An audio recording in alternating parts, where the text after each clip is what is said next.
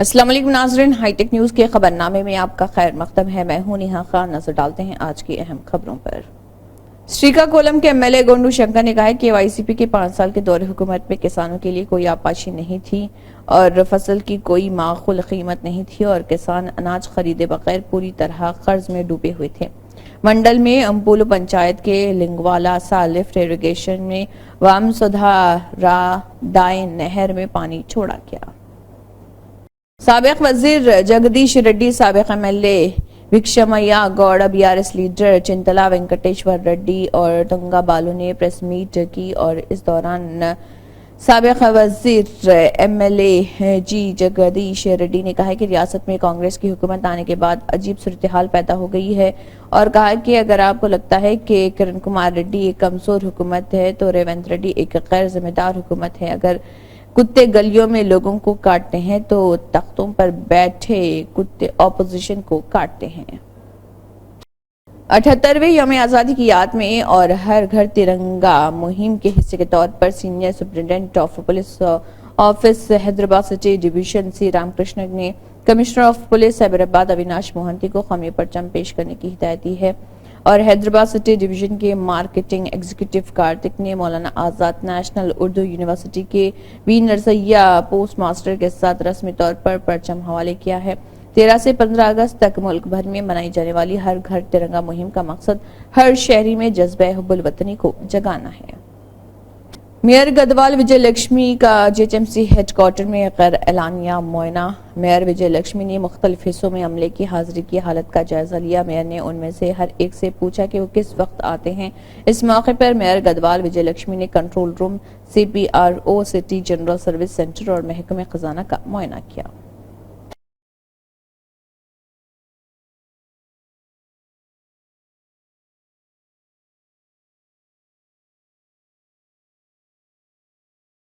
तालीम, IT और electronics के वजीर नारा लोकेश ने अमले को हिदायत की कि वो मुतल्लिका महकमों को दरख्वास्तें मुतल्लिका महकमों को भेजें और जल्द हल करें। मंगलगिरी हल्के के साथ साथ रियासत भर से लोग 26 तारीख को इंदावली में वाक़ रिहाइशगाह पर प्रजा दरबार पहुंचे, उनके मसाइल सुने। मुतासरीन की जानिब से अराजी पर तजावुजात के मसाइल पर शिकायत की बढ़ती हुई तादाद के पेश नज़र अमले को मशवरा दिया गया कि वो मुतल्लिका महकमों के साथ मिलकर हल करें।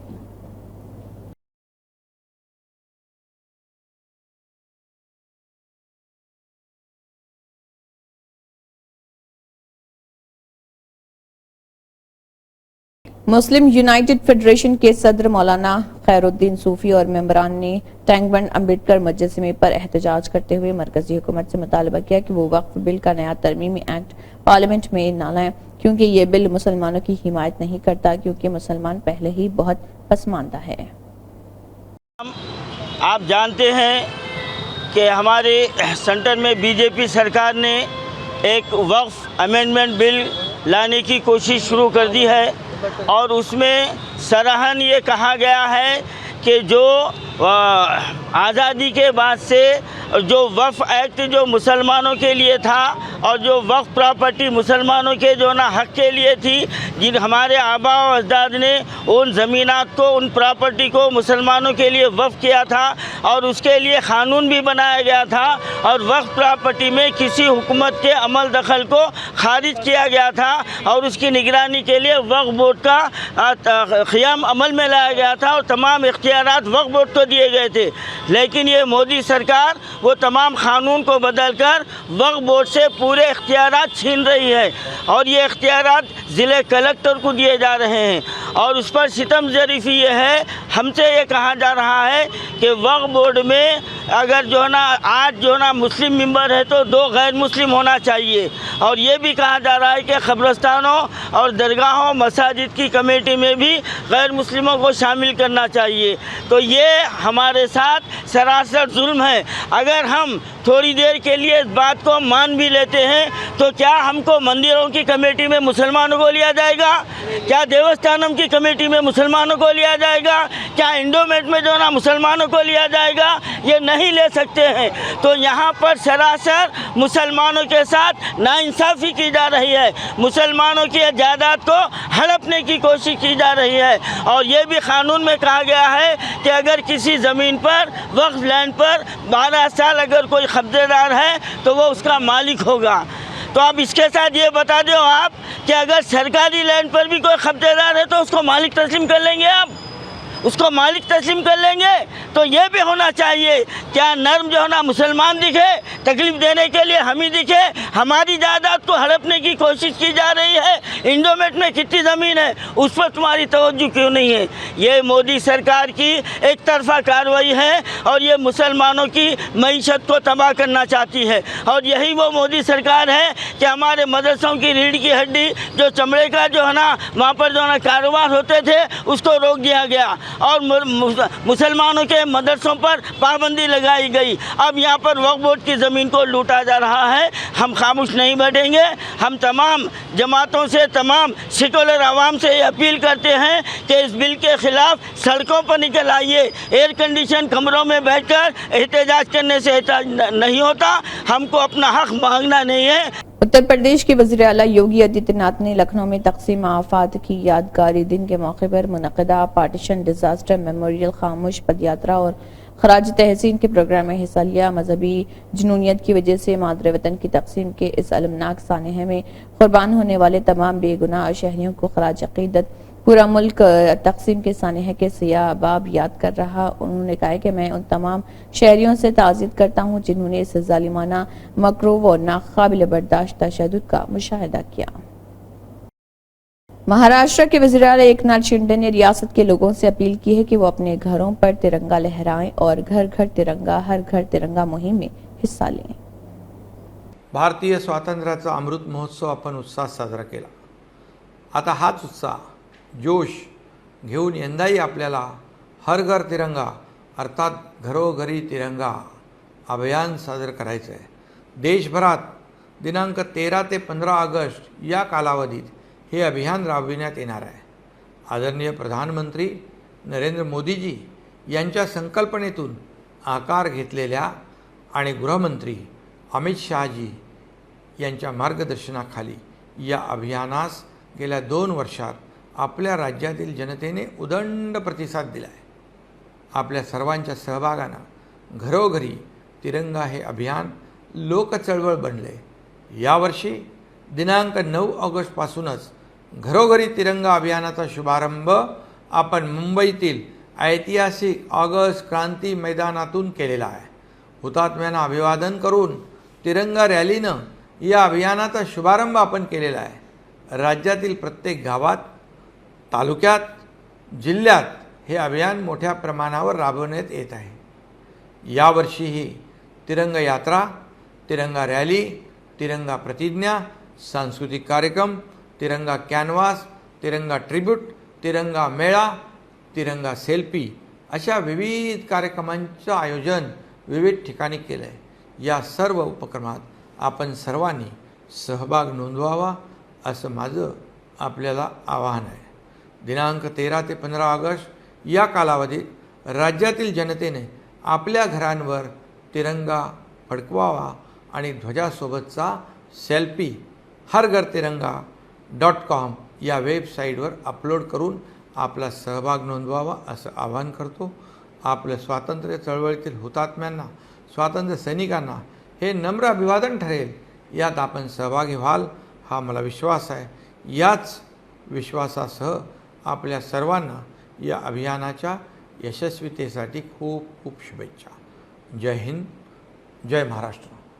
शहर हैदराबाद के इलाके मलकपेट के करीब वाक़े पेशावर होटल के पास एक हादसा पेश आया, जहां पर एक ऑटो ड्राइवर मौके पर जाँ बहक हो गया और लाश को उस्मानिया अस्पताल मुंतकिल कर दिया गया है। पुलिस ने इस सिलसिले में केस दर्ज कर लिया और कार्रवाई शुरू कर दी।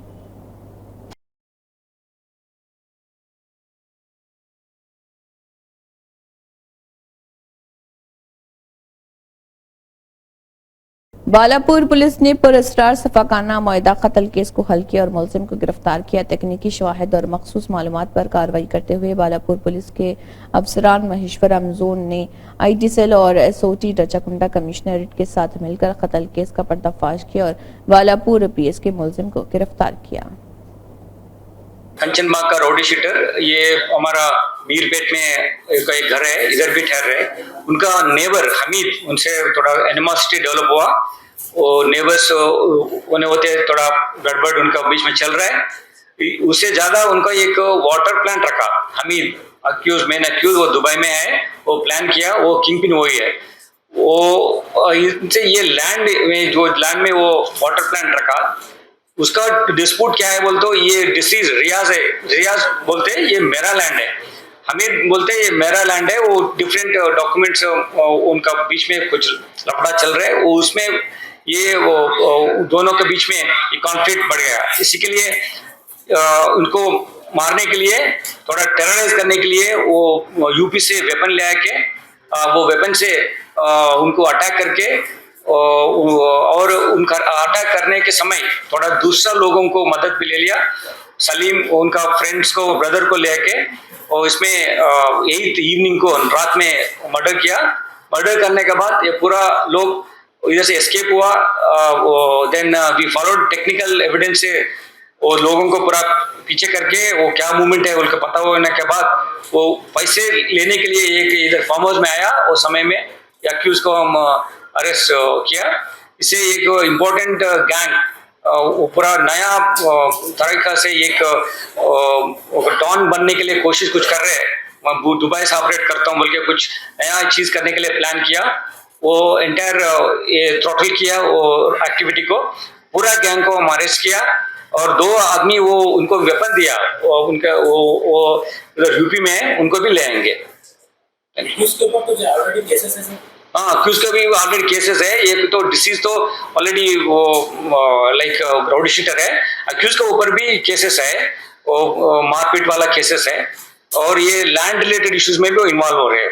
रियल्टर है उसमें इन्वॉल्व हो रहे हैं। Thank you. सहभागिता मिशन के तहत जुनूबी रियासतों मरकज के ज़ेर इंतजाम इलाकों के लिए गीली ज़मीनों के तहफ़्फ़ुज़ और दानिशमंदाना इस्तेमाल पर एक 2 रोज़ा इलाक़ाई वर्कशॉप का इनेकाद वीटलैंड्स डिवीजन, माहौलियात, जंगलात साइंस और मौसमियाती तब्दीली की वजारत हुकूमत ने किया। हिंदुस्तान का और तेलंगाना स्टेट वीटलैंड्स अथॉरिटी और environment protection training and research institute की मेज़बानी में 13 अगस्त को ताज कृष्णा के एमराल्ड कॉन्फ्रेंस हॉल में मुनक़िद हुआ। वर्कशॉप के शिरका में रियासती wetlands authorities of southern states और UT के ओहदेदारान शामिल थे। चीफ सेक्रेटरी शांति कुमारी ने मुतल्लिका जिले कलेक्टर्स को Hyderabad regional ring road project के लिए हुसूल अराज़ी को सितंबर के दूसरे हफ्ते तक मुकम्मल करने की हिदायत दी। सेक्रेटरिएट में रीजनल रिंग रोड के तामीराती काम की पेशरफ्त से मुतल्लिक़ एक आला सतह जायजा इजलास मुनक़िद हुआ। इस मौके पर रोड्स एंड बिल्डिंग डिपार्टमेंट के स्पेशल चीफ सेक्रेटरी विकास राज, हुकूमत के मुशीर श्रीनिवास राजू, महकमे रेवेन्यू के प्रिंसिपल सेक्रेटरी नवीन मित्तल, महकमे जंगलात के एडिशनल सेक्रेटरी प्रशांति, महकमे R&B स्पेशल सेक्रेटरी हरी चंदना, ज्वाइंट सेक्रेटरी हरीश रंगारेड्डी, मेदक संगारेड्डी, यदादरी, सिद्दीपेट अजला के अफसरान मौजूद थे। यौम आज़ादी के मौके पर तेलंगाना की गवर्नर जिष्णु देव वर्मा ने एक पैगाम जारी किया। उन्होंने कहा कि हमारे मुल्क की आज़ादी के इस पुरमसरत दिन पर हर हिंदुस्तानी और खासतौर पर तेलंगाना के लोगों को दिल की गहराइयों से मुबारकबाद और नेक ख्वाहिशात पेश करना मेरे लिए गहरे एजाज की बात है। यौम आज़ादी हमारी मुश्किल से जीती गई आज़ादी की एक पुरजोश याद और एक काबिल फ़ख्र जश्न के तौर पर खड़ा है। हमारा आज़ादी का सफ़र तारीख में नक्श है जो इन लातेदाद मुहिब वतनों की बेलौस कुर्बानियों से निशानजद है, जिन्होंने अपने मादरे वतन की आज़ादी के लिए हुसूल के लिए गैर मुतज़लज़ल अज़म के साथ जद्दोजहद की। निजामाबाद कांग्रेस अक़लियती कायदीन के एक नुमाइंदा वफ़द ने जो सैयद नजीब अली एडवोकेट, सीनियर कांग्रेस कायद मोहम्मद हारून खान, कॉरपोरेटर अशफाक अहमद खान, पापा समीर अहमद, सदर जोनल क़ौमी तंजीम तेलंगाना मोहम्मद मुजाहिद खान, साबिक़ कॉरपोरेटर हामिद बिन खानम मुजाहिद मोहम्मद खान पर मुश्तमिल था। कमिश्नर पुलिस कलमेश्वर से मुलाकात करते हुए ट्रैफिक क़वाइद पर अमलावारी के नाम पर मोटर व्हीकल्स को जब्त करते हुए आरटीए के जरिए भारी जुर्माने आयद किए जाने और 3 ta 4 यौम तक मोटर व्हीकल्स को अपने कब्जे में रखे जाने के वाकयात पर आवाम में पाई जाने वाली बेचैनी और तशवीश से वाकिफ करवाते हुए मौजूदा हिरासानी को खत्म करने का मुतालबा किया। वफ्द ने बताया कि कवायद की खिलाफ वर्जी के नाम पर पुलिस कार्रवाई के बाइस मुतवस्सित और गरीब तबके को सख्त मुश्किलात का सामना करना पड़ रहा। सैकड़ों गाड़ियां पुलिस स्टेशन में जमा है जिन्हें आरटी के तहत दे दिया गया है, जहां भारी जुर्माने आयद किए जा रहे, जो पुरानी गाड़ियों की कीमत से भी ज्यादा जुर्माने आयद करने के सबब कई मालिकीन गाड़ियां छोड़ने पर मजबूर हो गए हैं। वफ्द ने बताया कि दौलतमंद और मुतवस्सित तबका कारों में सफर करता है, जबकि एक दूसरे दर्जे के मुतवस्सित और निचले तबके को इन कार्रवाइयों के बाइस मुश्किलात का सामना है। साबिक में कवायद की खिलाफ वर्जी पर जुर्माने आयद करने के लिए तस्वीर कुशी की जाती थी, ताहम अब गाड़ियों की जब्तगी अमल में लाई जा रही है, जिसके बाइस शहरियों में तशवीश पाई जाती है। कांग्रेस के कायदीन की जानिब से कमिश्नर पुलिस से मुलाकात की गई और इस मौके पर निजामाबाद शहर में गाड़ियों को चालाना किए जाने, कवायद की खिलाफ वर्जी पर गाड़ियों को पुलिस स्टेशनों में ज़्यादा वक्त तक रखने में आवाम में पाई जाने वाली तशवीश से वाकिफ कराते हुए कमिश्नर पुलिस से ख्वाहिश की गई कि वो इस तरह के सख्त गिर इक़दाम के बरक्स अवेयरनेस प्रोग्राम, शऊर बेदारी के कैंप्स मुनक़िद करें ताकि आवाम को मालूम हो कि इन क़वानीन के अदम निफाज के बायस जो मुश्किलात हो रही है, जुर्माने आयद किए जा रहे हैं, इसको किस तरह से पुलिस की जानिब से जिस सख्ती का इज़हार किया जा रहा है उस सख्ती को ख़त्म किया जा सकता है। दूसरी बात, हेलमेट के लुज़ूम के ताल्लुक़ से कमिश्नर पुलिस को कहा गया कि पहले अवेयरनेस प्रोग्राम किए जाएं और बाद में इम्प्लीमेंट को जो है सख्ती से नाफिज किया जाए हेलमेट के ख़िलाफ़।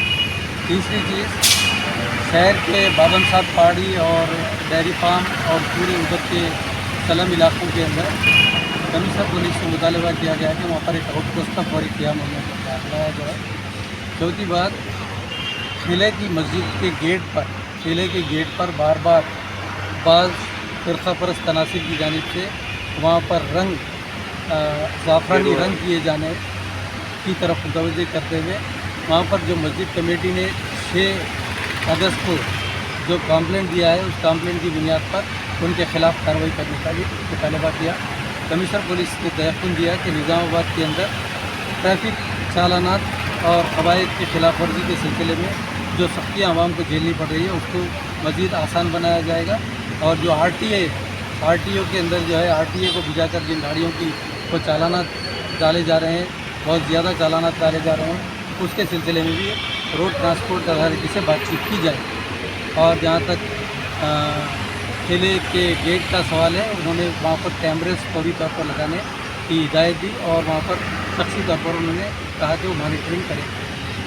एपी रियासती तालीम और IT वजीर नारा लोकेश का नजरिया है कि गुर्बत हुनर की राह में रुकावट नहीं होनी चाहिए। वजीर नारा लोकेश ने बहुत से गरीब तलबा की तरफ हाथ बढ़ाया है जो पूरी रियासत से प्रजा दरबार के जरिए उनके पास आए।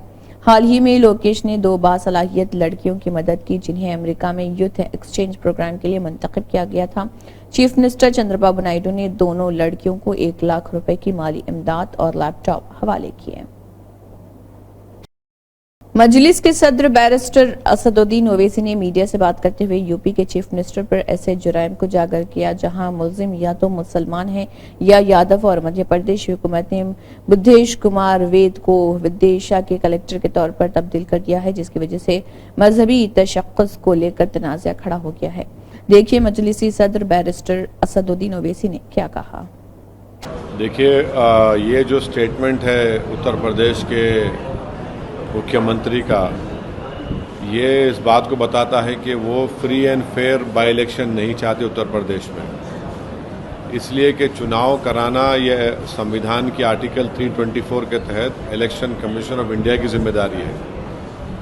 हम इलेक्शन कमीशन से जानना चाहेंगे कि क्या वो उत्तर प्रदेश के मुख्यमंत्री के इस डिक्टाट को, इस ऑर्डर को वो मानेंगे और फिर यादव और मुसलमान ऑफिसर को नहीं रखेंगे, या फिर फ्री एंड फेयर इलेक्शन होगा जिसमें इलेक्शन कमीशन इंडिपेंडेंटली काम करेगा। अब उत्तर प्रदेश के मुख्यमंत्री ये बताना चाह रहे हैं कि वो इलेक्शन कमीशन ऑफ इंडिया है और आर्टिकल 324 के कोई माने नहीं रखते।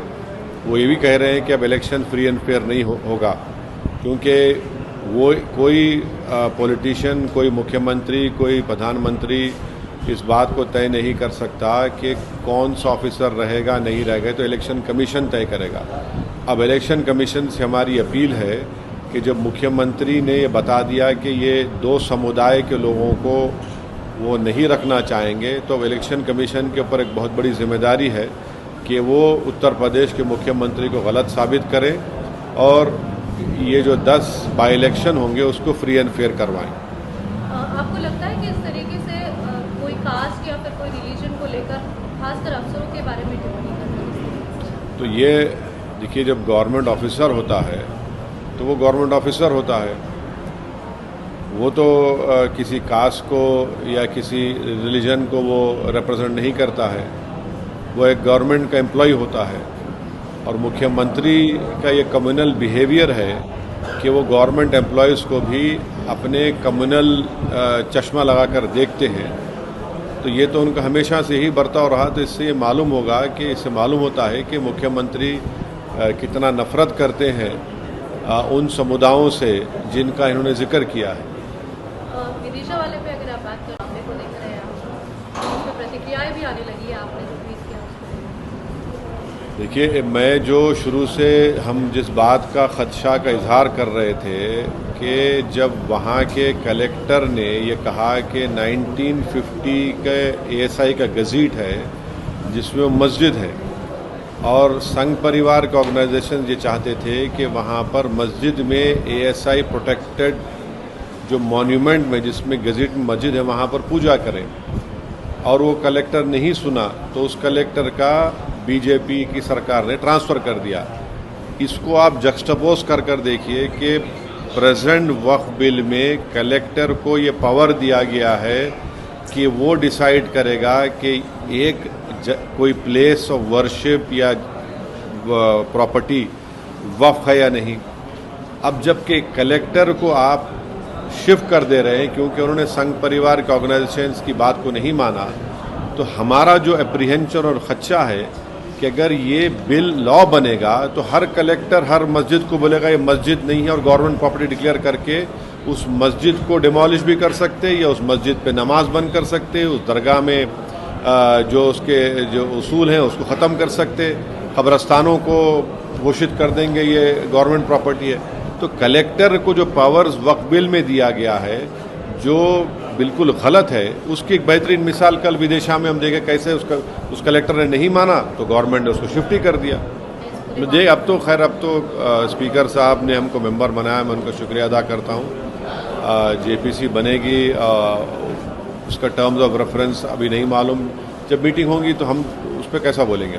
लेकिन आज नहीं बोला गया 2001 में बोला नहीं, 2001 का गैजेट बोल रहे हैं नहीं, ना, आज नहीं बोला गया उनको। गज़ीट कौन इशू करता है आप बताइए?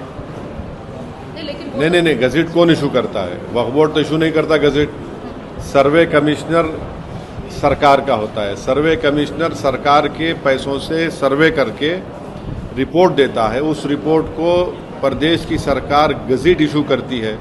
वक्फ बोर्ड से क्या ताल्लुक उसको? नहीं, जब आप सर्वे कमिश्नर गवर्नमेंट के पैसों से करता है, गज़ीट एक ऑफिशियल डॉक्यूमेंट है, उसको करते हैं। और अगर किसी को ये आपत्ति है कि ये वक्फ प्रॉपर्टी नहीं है तो आप कोर्ट को जाइए ना। जब स्टेट गवर्नमेंट एक्सरसाइज करके उसको गज़ीट इशू करती है तो चाहे कोई भी हो, मुसलमानों के लिए 1 साल का टाइम है उनको, उस गज़ीट के इशू करने के बाद 1 ईयर का ऑब्जेक्शन उनको टाइम दिया जाता है। नॉन मुस्लिम्स के लिए कोई टाइम लिमिट नहीं है, आप ऑब्जेक्ट करिए, कौन रोक रहा है आपको? मगर आप ये बोलेंगे कि भाई सरकार उसका कर रही है हम नहीं मानेंगे बोल, तो फिर किसका मानेंगे फिर आप? कांग्रेसगंज के नए कैंपस के इफ्तिताह के मौके पर चीफ मिनिस्टर रेवंत रेड्डी ने कहा कि हम अमेरिका और जनूबी कोरिया के 10 रोजा दौरे के बाद वापस आ गए हैं। मुझे ये कहते हुए खुशी हो रही कि अमेरिका और कोरिया में जिन ताजरों और कॉरपोरेट लीडरों से हमारी मुलाकात हुई वो तेलंगाना और हैदराबाद में सरमायाकारी के लिए मुस्बित हैं। आप पहले ही जानते हैं कि इस सफर के जरिए 31,500 करोड़ रुपए की सरमायाकारी और 30,750 से ज्यादा मुलाजिमतें पैदा होंगी। हम जल्द ही मजीद मुआहदों पर दस्तखत करेंगे।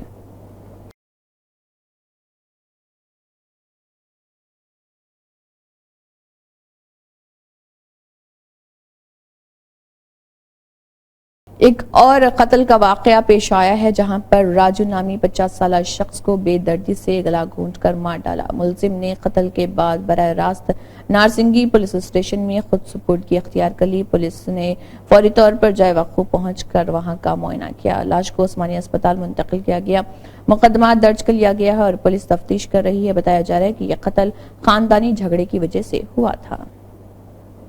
ఈరోజు ఉదయం తెల్లవారుజామున నార్సింగి పోలీస్ స్టేషన్ లిమిట్స్లో నార్సింగి విలేజ్ కుమారి బస్తీలో ఉన్నటువంటి రాజు అనే చెప్పి బార్బర్ పని చేస్తాడు. ఆయన ఏజ్ 47 ఇయర్స్ అబౌట్. ఆయన మర్డర్ జరిగిందని చెప్పేసి మాకు ఒక ఇన్ఫర్మేషన్ రాగా మా నైట్ డ్యూటీ ఆఫీసరు వెరిఫై చేసుకొని ఇన్ఫర్మేషన్ ఇవ్వడం జరిగింది. దాంట్లో వివరాల్లోకి వెళ్తే రాజు అని చెప్పేసి 47 ఇయర్స్ ఏజ్ అయిన బార్బర్ షాప్ నడిపించుకుంటాడు. అక్కడే నార్సింగి విలేజ్ ప్రాపర్ వాళ్ళది. వాళ్ళకి తర్వాత వాళ్ళ బంధువులకి వాళ్ళ బంధువు అయినటువంటి ప్రవీణ్ కుమార్ అని చెప్పే అతనికి కొన్ని రోజుల నుంచి పడట్లేదు, ఇద్దరి మధ్యలో చిన్న చిన్న గొడవలు నడుస్తున్నాయని చెప్పేసి తెలిసింది. నైట్ అబౌట్ 1 to 2 మధ్యలో ఈ ప్రవీణ్ రాజు ఎవరైతే ఉన్నారో రాజుని గొంతు కోసి చంపడం జరిగింది. వీళ్ళు కుటుంబ సభ్యులు ఎవరైతే ఉన్నారో ఈ ప్రవీణ్ కుమారు లేదా అతని ఫ్యామిలీ మెంబర్స్ చేసి ఉంటారని చెప్పేసి అనుమానం పడుతున్నారు. దాంట్లో మేము రాజు వాళ్ళ వైఫ్తో కంప్లైంట్ ఆమె ఇస్తే తీసుకోవడం జరిగింది. ఆమె ఫిర్యాదు మేరకు ఒకటి మర్డర్ కేసు కట్టినాము. అదే బార్బర్ షాప్లో ఉన్నటువంటి గడ్డం చేసే ఖర్చుతోన బ్లేడ్ పెట్టి అది గొంతు కోయడం జరిగింది. దీంట్లో కేసు కట్టినాము, ఇన్వెస్టిగేషన్ చేస్తున్నాము. వీళ్ళంతా చంపిన ఆయన గంజాయి సేవించినట్టుగా ఇంకా అక్కడ కూడా కొందరు అది తెలియదండి. అది దర్యాప్తులో తెలుస్తుంది, ఏంటి అనేది దర్యాప్తులో తెలుస్తుంది. इसी के साथ हाईटेक न्यूज खबरनामा इख्तिताम को पहुंचता है। अल्लाह हाफिज।